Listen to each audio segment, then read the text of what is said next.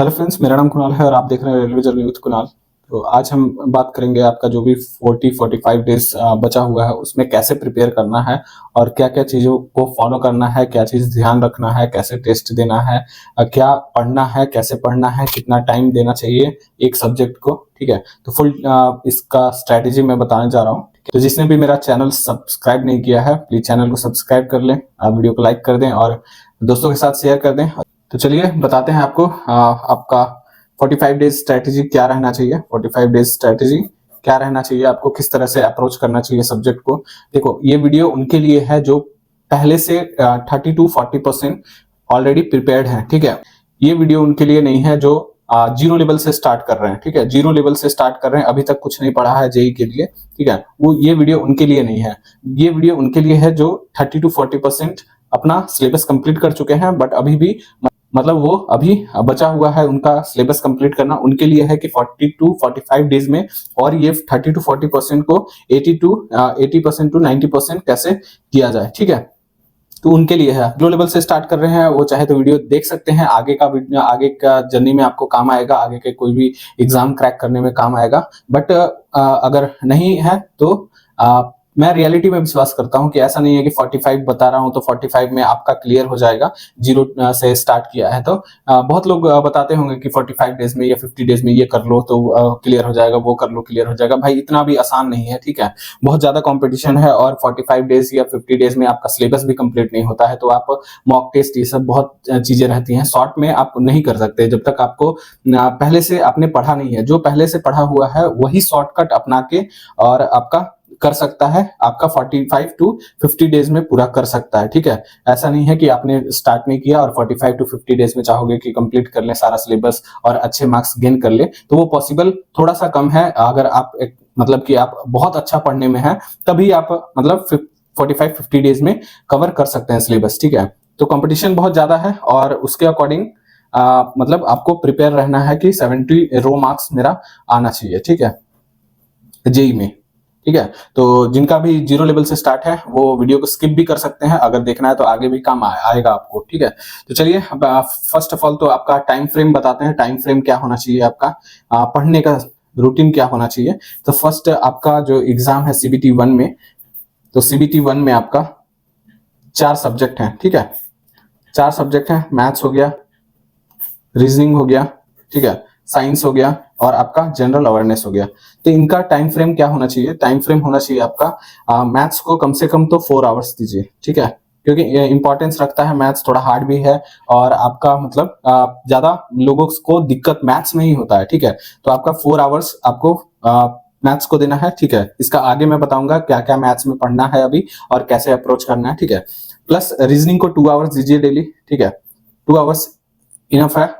ठीक है, इसको जो है मैथ्स में कम से कम डेली का टारगेट रखिए कि 200 क्वेश्चंस नहीं तो 150 टू 200 क्वेश्चंस आप ऑब्जेक्टिव लगाएं ही लगाएं। ठीक है, ऑब्जेक्टिव।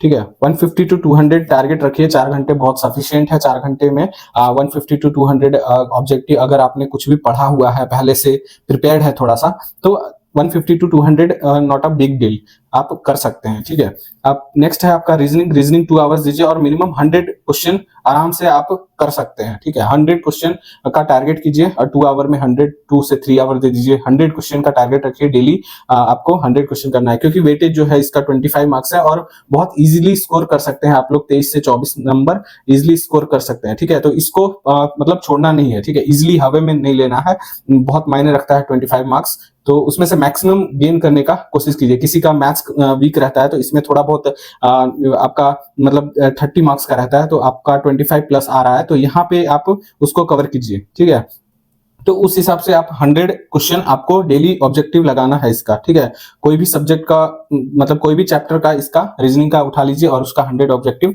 कर दीजिए। ठीक है, नेक्स्ट है आपका साइंस। तो साइंस का वेटेज आपका 30 मार्क्स का है, 30 क्वेश्चन 30 मार्क्स। तो साइंस एंड मैथ्स बहुत इंपॉर्टेंस रखते हैं आपके एग्जाम में। ठीक है, तो इसको कैसे अप्रोच करना है, physics plus chemistry plus bio. ठीक है, तो इसको अनदर 4 आवर दीजिए। ठीक है,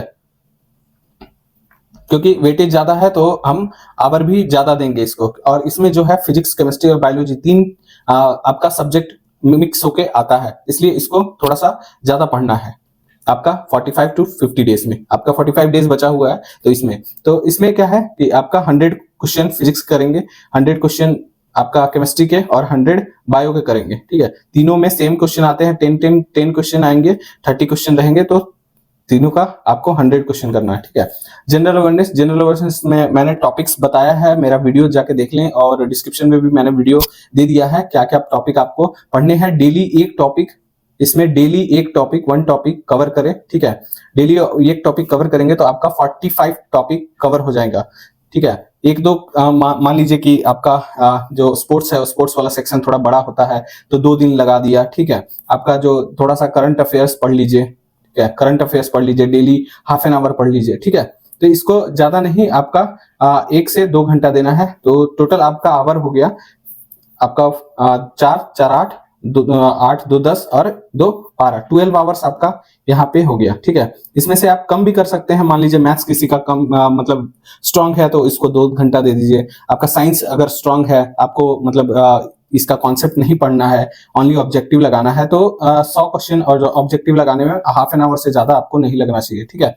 तो इसका यहाँ से टाइम मिनिमाइज कर सकते हैं, ठीक है। तो ये सारे आपको ऐसे टाइम टेबल बना के और आपको कवर करना है, ठीक है। और इससे ज्यादा मिनिमम अगर आप 12 आवर्स भी आप स्टडी नहीं करेंगे तो मतलब बहुत मुश्किल है कि आपका एग्जाम क्रैक होगा, ठीक है। तो मिनिमम आप 12 आवर्स स्टडी करें, क्योंकि अब 45 दिन ही, 45 डेज ही आपका पास बचा हुआ है एग्जाम से पहले, ठीक है। 45 डेज बहुत कम होते हैं, आप 12 से 14 घंटा आप एक टाइम टेबल प्रिपेयर कीजिए, ठीक है। और ये बस आपको मान लीजिए कि CBT 1 है तो 45 दिन आपका पढ़ना है, प्लस CBT 2 होगा, ठीक है। तो उसमें मान लीजिए कि 14 घंटे पढ़ रहे हैं डेली, तो 3 मंथ्स पढ़ना है, ठीक है। उसके बाद आप सोच के देखिए कि आपका लाइफ कहाँ से कहाँ ऊपर जाएगा, ठीक है। उसके बाद नहीं पढ़ना है, बस ये 2 3 4 महीने आपके पास 4 मंथ्स है, 4 मंथ्स आप अच्छे से मन लगा के पढ़िए, ठीक है। बस 12 से 14 घंटे आपका लाइफ एकदम सेट हो जाएगा, ठीक है। उसके बाद पढ़ने का जरूरत नहीं है, किसी को और आगे का पढ़ाई करना है तो थोड़ा बहुत पढ़ सकते हैं, ठीक है। बस 4 महीने आप कैसे भी कुछ नहीं पढ़ने का मन करता है, फिर भी अपने आप को मनाइए कि हाँ मुझे करना है, गोल सेट कीजिए, ठीक है। तो यहाँ से आप ये 12 घंटे आपका ये हो गया, ये चारों सब्जेक्ट, प्लस अभी 45 डेज है आपके पास, तो हर एक दिन मिनिमम 1 मॉक टेस्ट आपको लगाना है। सब्जेक्टिव भी आपको लगाना है। सब्जेक्टिव में कितने 10 से 15 क्वेश्चन होते हैं, ठीक है। सब्जेक्ट वाइज अगर आप कोई टेस्ट लगा रहे हैं तो 10 से 15 क्वेश्चन होते हैं, तो उसको नेग्लेक्ट करके चलता हूं, क्योंकि आप अगर इसको लगा रहे हैं तो इसी टाइम में आप मैनेज कर लीजिए। जो आपका मैथ्स, रीजनिंग और साइंस का टाइमिंग है उसी में आप सब्जेक्टिव वाइज भी एक तरह से मैंने 150 टू 200 बोला ऑब्जेक्टिव लगाने के लिए, इसमें 100 बोला, साइंस में 300 ऑब्जेक्टिव लगाने के लिए बोला, आपका जनरल अवेयरनेस में आपका टॉपिक्स पढ़ने के लिए बोला, ठीक है। तो यहाँ पे आप 10 टू 15 आपका सब्जेक्ट वाइज यहीं पे कवर हो जाएगा, इसी में आप वो लगा सकते हैं। और मिनिमम 45 डेज में 1 टेस्ट तो आप फुल लेंथ मॉक टेस्ट आपको लगाना है, ठीक है। तो 45 डेज आप एक टेस्ट लगाते हैं, तो 45 डेज में आपका 45 फुल लेंथ टेस्ट कवर हो जाएगा, ठीक है। फुल लेंथ टेस्ट कवर हो जाएगा, उससे 45 इंटू 100 करेंगे तो 4500 क्वेश्चन तो आप यहीं से कर लिए, ठीक है। और प्लस यहां से अगर मान लिया जाए तो अगर 100 भी क्वेश्चन अगर मैथ्स का करते हैं डेली, तो 100 इंटू 45, तो 4500 यहां से हो गया, ठीक है। अगर ज्यादा करते हैं तो और अच्छी बात है। तो कुल मिला के 20 से 25 के आप पूरा ऑब्जेक्टिव करके जाएंगे, तो मुझे नहीं लगता है कि उससे बाहर कुछ भी आएगा, ठीक है। आप इतना कर लेंगे तो दैट विल बी सफिशिएंट कि आपका जो भी 45 डेज में है वो आराम से आपका टॉपिक कवर हो जाएगा, ठीक है। और आप ऑब्जेक्टिव पे ज्यादा ध्यान देंगे, अभी ऑब्जेक्टिव पे ज्यादा ध्यान देंगे, ठीक है। जो पढ़ लिया वो पढ़ लिया, ठीक है। जो पढ़ लिया, आपने कॉन्सेप्ट क्लियर कर लिए वो पढ़ लिया, ठीक है। और थोड़ा सा मतलब जो अभी कॉन्सेप्ट नहीं क्लियर किया है उसमें टाइम निकाल ले, मैथ्स में 1 आध घंटे, उसमें 4 घंटे में 1 आध घंटे कॉन्सेप्ट को दे दे, 3 घंटे आपका ऑब्जेक्टिव सॉल्व करे, ठीक है। तो ऑब्जेक्टिव इस टाइम अब बहुत इंपॉर्टेंट है, ठीक है। ऑब्जेक्टिव ही आपका टाइप वाइज ऑब्जेक्टिव कीजिएगा, तभी आपको आइडिया लगेगा। तो ऑब्जेक्टिव छोड़ना नहीं है, सिर्फ कॉन्सेप्ट करते रह जाएंगे और एग्जाम में आपसे वो कोई ऑब्जेक्टिव सॉल्व नहीं होगा, ठीक है। तो ऑब्जेक्टिव सॉल्व कीजिए, प्रैक्टिस कीजिए, ज्यादा से ज्यादा प्रैक्टिस कीजिए, ठीक है। और आपका टेस्ट देने के बाद इसका एनालिसिस कीजिए कि कौन सा सब्जेक्ट मेरा वीक है, ठीक है। कौन सा सब्जेक्ट वीक है वो उस सब्जेक्ट पे ध्यान दीजिए, उस चैप्टर को एनालाइज कीजिए, क्या मेरे से कमी हो रहा है, क्या क्वेश्चन नहीं बन रहे हैं, ठीक है। तो उस पे वर्क कीजिए और जरूर आपसे एक बार में नहीं 2 बार में आराम से बन जाएगा, ठीक है। और एक मिस्टेक करते हैं आप लोग, क्वेश्चन नहीं पढ़ते हैं अच्छे से, ठीक है। कोई भी चैप्टर सॉल्व करने जाएं या फिर रीजनिंग का हो, मैथ्स का हो, साइंस का हो, जनरल अवेयरनेस का हो, तो क्वेश्चन को अच्छे तरीके से रीड करें, क्या क्वेश्चन बोल रहा है, क्या पूछ रहा है, ठीक है। तो वो क्वेश्चन को अच्छे तरीके से रीड करें, डेफिनेटली आपका जो टेस्ट में है वो स्कोर इंक्रीज करेगा, ठीक है। तो ये था आपका स्ट्रैटेजी, जो टाइम को कैसे मैनेज किया जाए, ठीक है। तो ये जो मैंने बताया आपका जो भी टाइमिंग बताया, वो मंडे टू फ्राइडे आप फॉलो करेंगे, ठीक है। टाइमिंग ये 12 से 14 घंटा आपको स्टडी करना है अभी से लेके एग्जाम तक, ठीक है। मंडे टू फ्राइडे और सैटरडे प्लस संडे, सैटरडे और संडे क्या करना है, सैटरडे और संडे आपको जो भी आपने टॉपिक पढ़ा है उसको रिवाइज कीजिए, ठीक है। रिवीजन किसका जरूरत है, साइंस का, ज्यादा से ज्यादा साइंस का रिवीजन कीजिए, ठीक है। प्लस मैथ्स रिवीजन कीजिए, ठीक है। नेक्स्ट आपका जो ये रिवीजन कर लिया, science plus maths plus general awareness का टॉपिक एक आध कर लीजिए, ठीक है।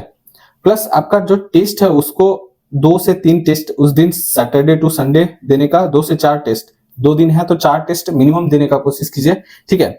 और आपका मैं मानता हूं कि आपका जो स्कोर होगा वो इससे इतना अगर कर लेते हैं तो आपका जरूर इंप्रूव होके 65 to 70 आराम से रॉ मार्क्स आप स्कोर करेंगे लास्ट जाते जाते, ठीक है। एग्जाम CBT 1 का जितना नजदीक जाएंगे उतना अच्छा आप स्कोर कर पाएंगे अगर ये स्ट्रेटेजी फॉलो करते हैं तो, ठीक है। नेक्स्ट आपका एक चीज और बताना था, जो आपका मैथ्स, हाँ मैथ्स क्या करना है, कहाँ से करना है, तो बहुत डाउट होगा आप लोग का। तो मैथ्स को बस PYQ कीजिए, ठीक है।